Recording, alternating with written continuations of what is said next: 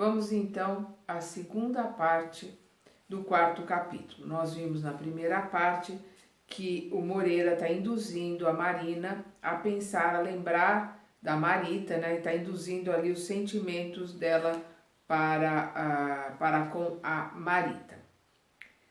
Nós vamos continuar aqui observando os pensamentos da Marina. Telefonara para casa durante a noite e a mãezinha informara que Marita ainda não havia morrido.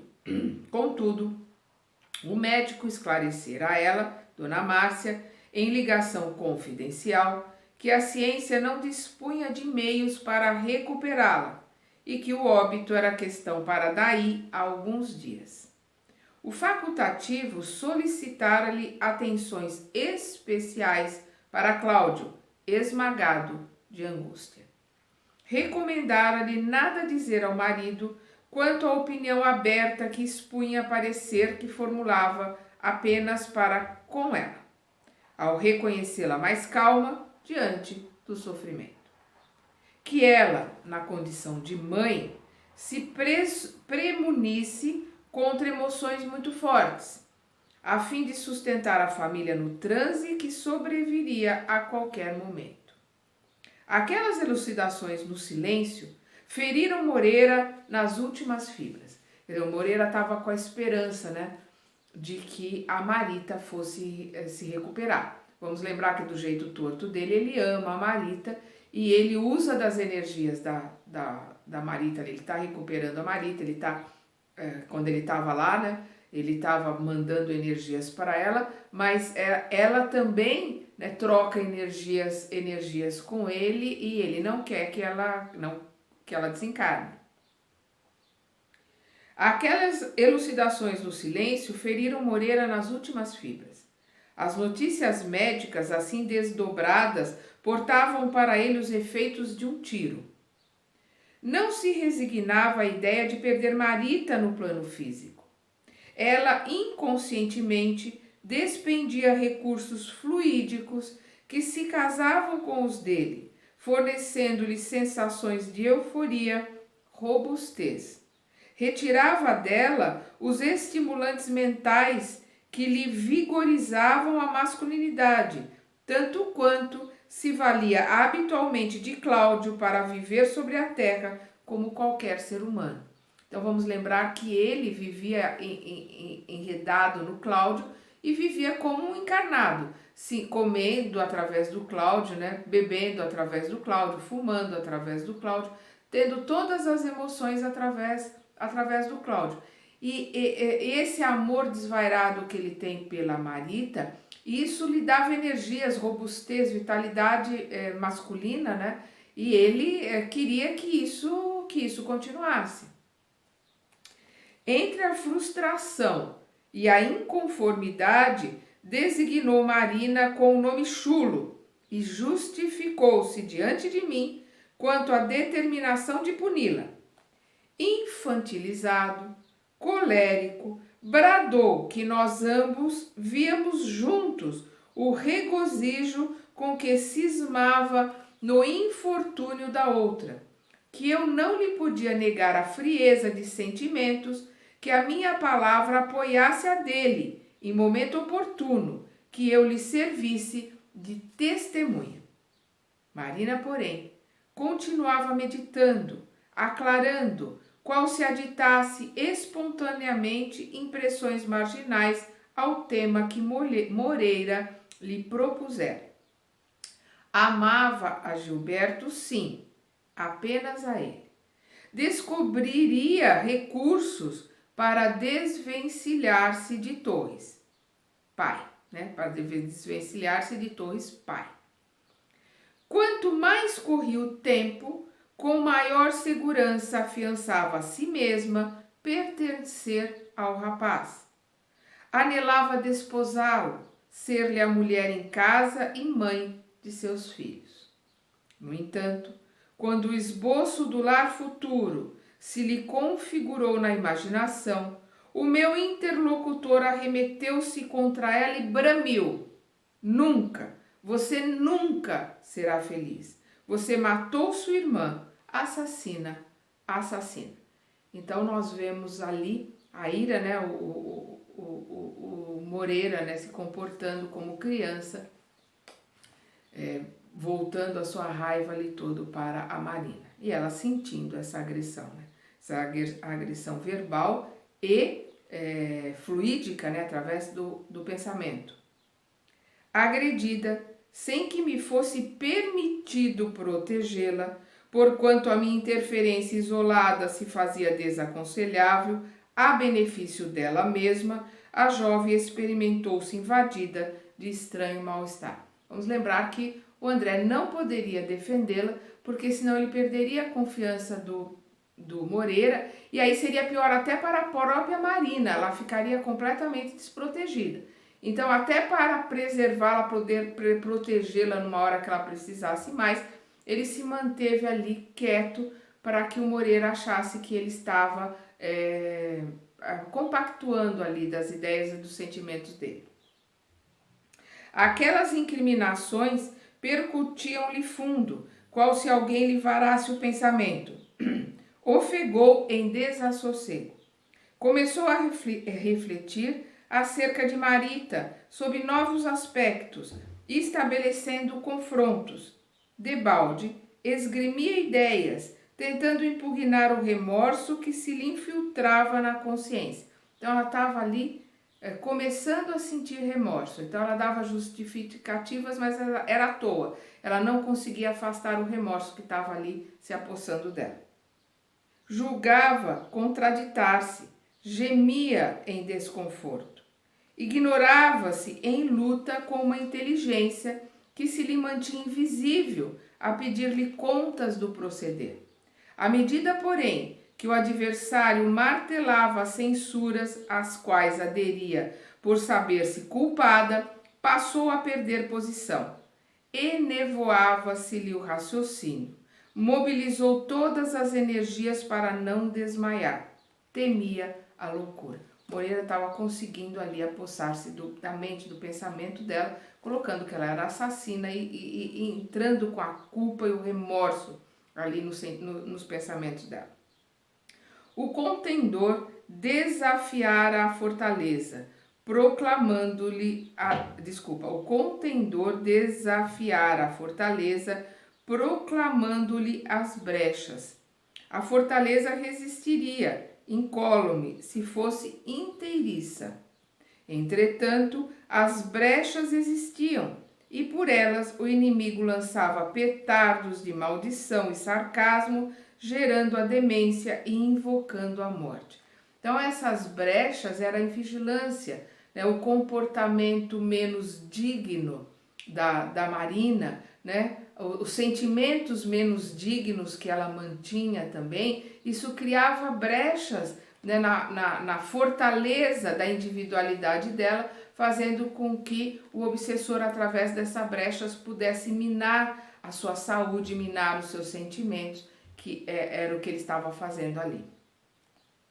Em vão, diligenciei no silêncio, articulando agentes mentais de auxílio para que a vítima se libertasse. Então ali, o André, por ser um espírito superior ao Moreira, né, ao que o André fazia mentalmente, o Moreira não tinha acesso. Então ele mentalmente estava tentando mandar energias, tentando ajudar a Marina de alguma forma e pedindo ajuda, né, para que alguém do plano superior pudesse interceder ali. Em vão, diligenciei no silêncio, articulando agentes mentais de auxílio para que a vítima se libertasse. Contudo, a menina, bastante hábil para movimentar-se entre os homens, sem comprometer-se na superfície das circunstâncias, jazia desarmada de conhecimento enobrecedor com que se advertisse, recuando na trilha percorrida para adotar direção diferente. Então ela sabia ali, né, se desvencilhar do Torres pai, do Torres filho, mantendo-se como amante ali sem que os dois desconfiassem, né, mentindo para a família, né, fazendo todas as artimanhas. Mas perante um obsessor ali como o Moreira, ela não tinha armas para se defender porque lhe faltavam sentimentos nobres, né? E religiosidade também, para ela poder recorrer a uma oração, ao seu mentor, né? À espiritualidade maior. Marina, à mercê da força que lhe espatifava os recursos psíquicos, sentia-se derrotada. Da impassibilidade ante o desastre ocorrido com a irmã, transferiu-se a opressão ao temor.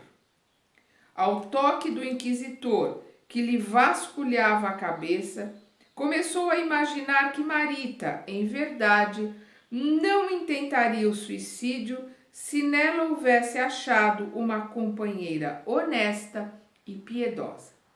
Rememorou a noite em que divisara Gilberto pela primeira vez. O jovem saía de um cinema em companhia da irmã, amparando-a contra a chuva. Tamanha doçura daqueles olhos, tão grande o carinho daqueles braços, julgou encontrar Nemésio mais moço. Comprometida com Torres pai, presumia enxergar no filho os atributos de juvenilidade que lhe faltavam. Capricho ou afeição, apaixonara-se pelo rapaz, cortejara-o abertamente, enlaçara-o com os dotes de inteligência até acender-lhe na alma entusiasta o anseio de compartilhar-lhe sonhos e emoções. Convidara-o a entretenimentos, agarrara-lhe o coração.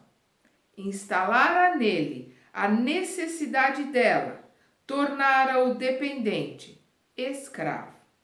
Manobrava-o inteiramente, o que a irmã, inexperiente e sincera, não se animara a fazer, conquanto lhes conhecesse, através dele próprio, o compromisso oculto. Ao sabê-lo aprisionado a outra, requintara-se, aliás, nos processos de sedução.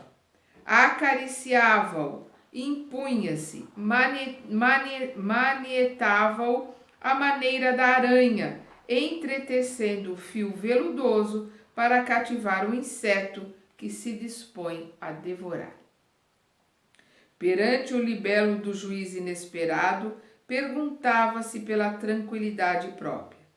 Examinando escrupulosamente as atitudes que assumira, verificava espantada que lesara a si mesma. O remorso figurou-se-lhe trado invisível, a verrumar-lhe o crânio.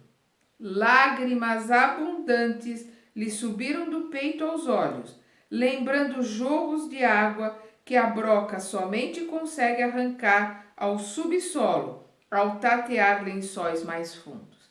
Então, o remorso, o sentimento de culpa brotou-lhe ali, né, com mais o algoz ali, né, colocando-a como assassina, e ela começou a chorar em prantos. O médico, assistido pessoalmente pelo dono da casa, apanhou-a em crise de pranto. Não obstante apreensivo, consolou-a, erguendo-lhe o ânimo. Falou em cansaço, elogiou-lhe a pontualidade e o devotamento de enfermeira. Prescreveu-lhe tranquilizantes, que ela repousasse, que não desamparasse a si mesma. Marina, porém, não ignorava que a consciência se debatia em pânico, que era inútil qualquer tentame para largar o foro íntimo. Quando o facultativo se despediu, retomou o choro convulso diante de Nemésio, que, intimidado, trancou a porta e se abicou junto dela, no intuito de confortá-la e confortar-se. Constrangido a facear com a cena de ternura, sem fundamentos de afeição recíproca, inquietei-me por Moreira, que zombeteava, lançando frases ultrajantes. Nemésio rogava à moça tratar-se, refazer-se. Tivesse paciência, que se regozijassem ambos. Nada além de mais alguns poucos dias e estaria em pessoa no Flamengo para os derradeiros arranjos do casamento. Contava com ela e queria fazê-la feliz. Encantado, beijava-lhe o rosto molhado, qual se aspirasse a sorver-lhe as lágrimas, enquanto que a jovem, francamente conturbada, lhe arremessava olhares de esguelha, entremeados de compaixão e repulsa. Convidei Moreira à retirada. Ele, porém, desapiedado, indagou se me falhava a coragem para conhecer Marina tanto quanto ele, e porque me inclinasse a defendê-la, acrescentou que não se achava ali na posição de carrasco. Escarninho recomendou-me não acusá-lo, asseverando que detinha tanta culpa na indisposição da jovem quanto aquela que teria um bisturi na ablação de um tumor. Colocando ali que ele não era culpado daqueles sentimentos de mal-estar da jovem, e sim o seu remorso, a sua culpa em toda aquela situação. Pedi-lhe, em consideração a Cláudio, nos auxiliasse a proteger-lhe a filha, menina recruta na guerra contra o mal, embora se acreditasse suficientemente sabida. Por que não nos conservarmos à porta, resguardando-a? Um momento talvez chegasse em que passaríamos a rogar-lhe concurso. Não obstante, alegar que nunca se acomodara à alcovitice, que não tinha vocação para a capa de malfeitores, aqueceu e saímos. Do lado externo, porém, à vista de referir-me à hipnose no campo afetivo, expendendo considerações ao redor da paciência que nos toca exercer junto de todas as pessoas em distúrbio do sexo, ele riu-se abertamente e comentou galhofeiro que não me adiantava falar grego diante de obscenidades que para ele possuíam nomes próprios, e advertiu-me que quando o pai se retirasse, viria o filho e que eu perderia a graça e o latim de qualquer jeito. Não adiantava ali o André tentar pôr panos quentes, nem tentar defender a Marina, que as coisas saíram do jeito que ele estava colocando ali, ia sair o pai e entrar o filho. Efetivamente, quando o chefe da casa se retirou, o rapaz, cansado da vigília noturna, veio em nossa direção e entrou no quarto. O colega endereçou-me olhar significativo. Contudo, antes que se desregrasse na crítica, apareceu alguém com bastante simpatia e piedade para desfocar-nos a mente. Era o irmão Félix. Lembra que lá atrás ele estava pedindo ajuda, O socorro veio. O próprio Félix veio ali. Através da expressão, dava-me a perceber que se inteirara de todos os sucessos em curso.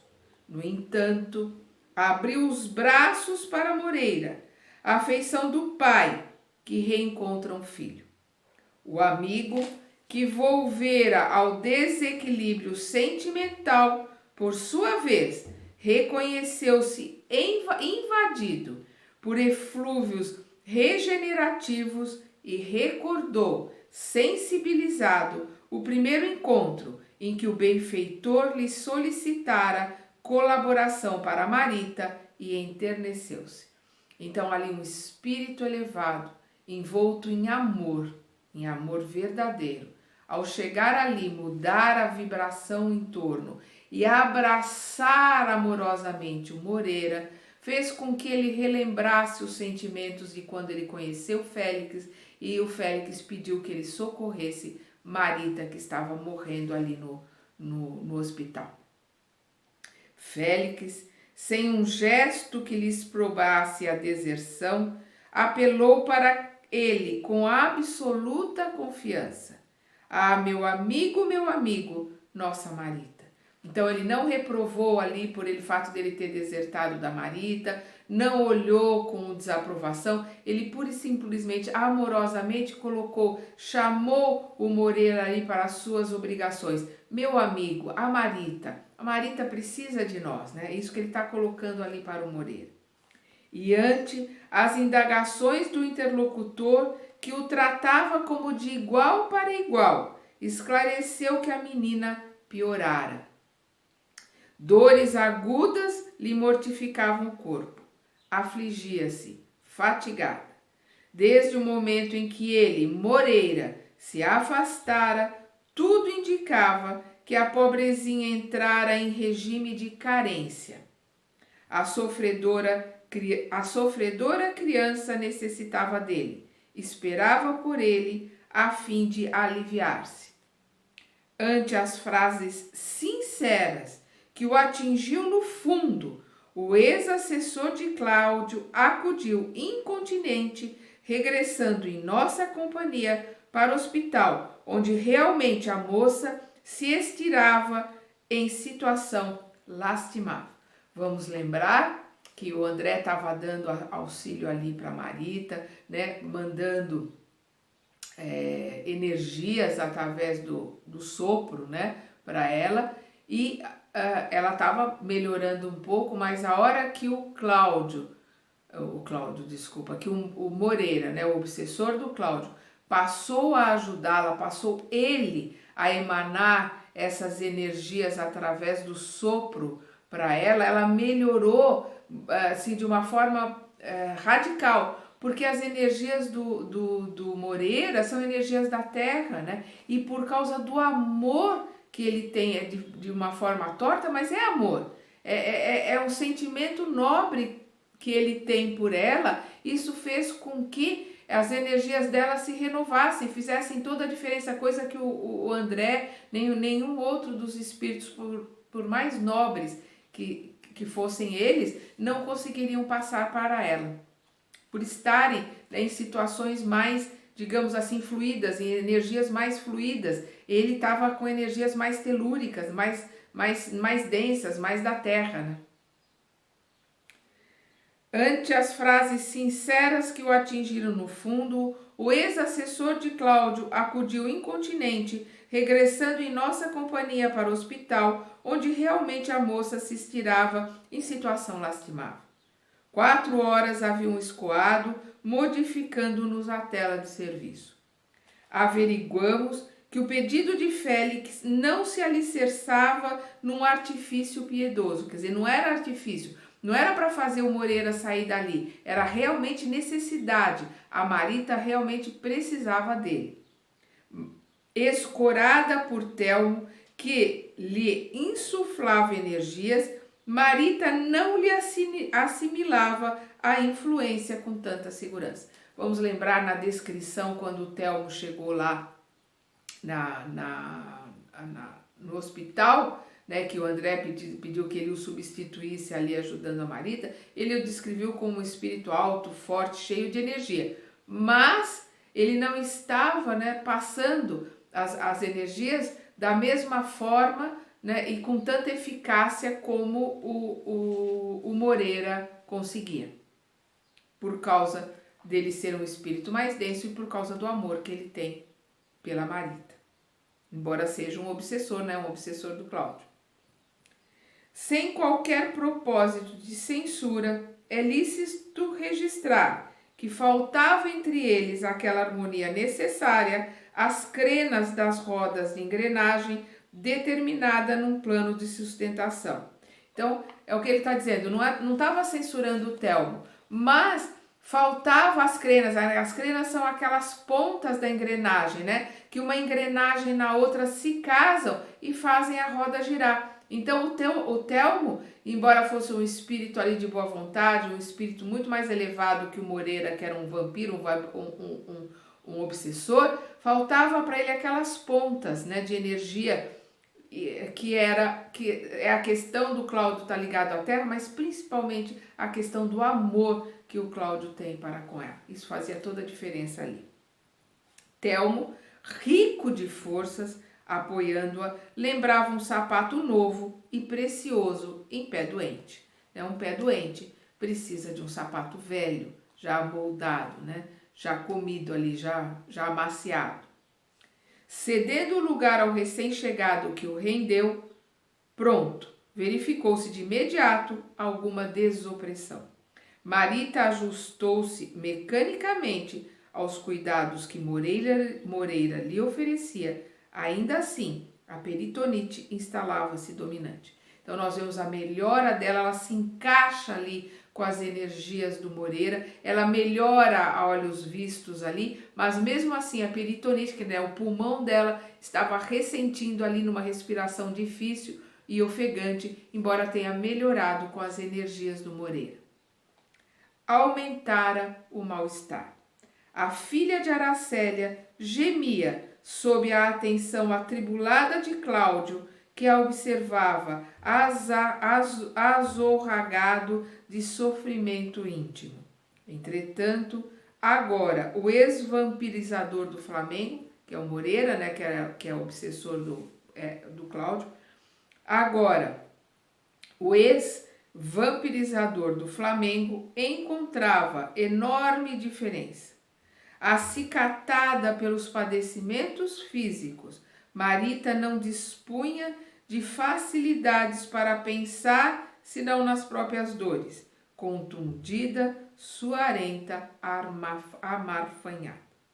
E o martírio corporal que lhe transfundia todos os impulsos, num gemido que não conseguia articular, provocava em Moreira unicamente simpatia e compaixão. Então vemos ali, né, que o Moreira saiu dali com os pensamentos de raiva, de ódio da Marita em relação à Marina. Agora a Marita não estava mais em condições de pensar em nada. Ela estava só ali sentindo as suas dores naquele extremo sofrimento, né, num gemido que ela não conseguia articular. Ela perdeu toda a capacidade de fala. E isso fez com que o Moreira tivesse para com ela muita compaixão. Então vamos continuar estudando e aprendendo com André Luiz no próximo capítulo.